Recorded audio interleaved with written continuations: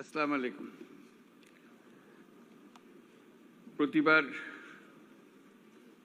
পহেলা মে আসে আমরা আনুষ্ঠানিকতা বজায় রাখি, তারপরে আবার যার যার কাছে ফিরে যাই।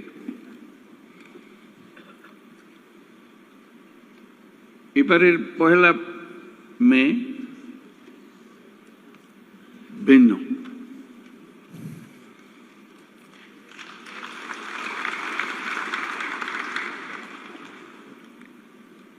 সেটা তো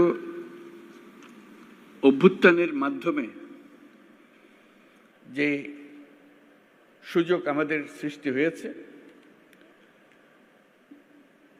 সেই সুযোগ এই পরিস্থিতির আয়োজন করে দিয়েছে আমাদের কাছে।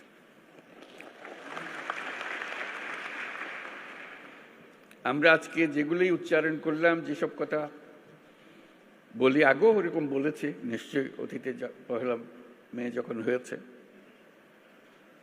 কিংবা এবারের অর্থ ভিন্ন। এই জন্য ভিন্ন, আমরা এই প্রতিশ্রুতি নিয়ে সরকার যাত্রা শুরু করেছে, যেটা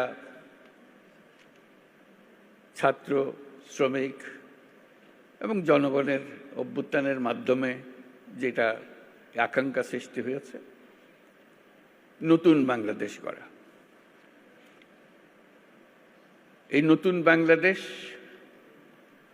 বাংলাদেশ হবে না যদি শ্রমিকদের অবস্থা পুরনো বাংলাদেশের মতো থেকে যায়।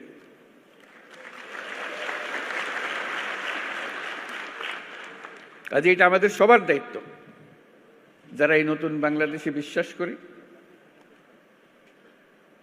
যারা এই নতুন বাংলাদেশ গড়ার জন্য প্রাণ দিয়েছে, যারা নতুন বাংলাদেশ গড়ার জন্য আহত হয়ে জীবনের সংগ্রামে রত আছে, আর যারা তাদের প্রতি সমর্থন দিয়েছে। এটা আমাদের দায়িত্ব এবং একই সঙ্গে এটা আমাদের মস্ত বড় সুযোগ। এরকম আকাঙ্ক্ষা আগে কোনোদিন একযোগে এত কঠোরভাবে সৃষ্টি হয়নি, আজকে যেভাবে সৃষ্টি হয়েছে।